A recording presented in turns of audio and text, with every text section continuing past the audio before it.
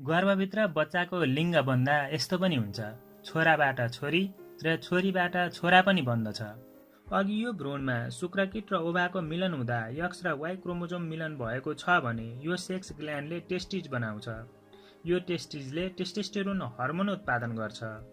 यो हर्मोनले भ्रूणको लिङ्गको विकास गराउने तथा अन्य पुरुष गुणहरूको विकास गराउँछ। साथै टेस्टिज तल स्क्रोटम थैलोमा बिस्तारै झर्दछ।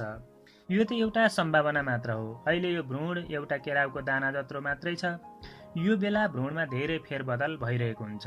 अघि यो छोराको लागि टेस्टिज बनाउने ग्ल्यान्ड अघि भ्रूणमा एक्स क्रोमोजोम मिलेर बनेको हो भने यो ग्ल्यान्ड यसरी ओभरीमा कन्भर्ट हुन्छ र अघि छोराको लिङ्ग बनेको भाग क्लाइटोरिसमा कन्भर्ट हुन्छ। अनि स्ट्राडियोल हर्मोनले भेजाइना, पाठेघर तथा फालोपियन नली बनाउन मद्दत गर्नुको साथै छोरीमा हुनुपर्ने गुणहरूको पनि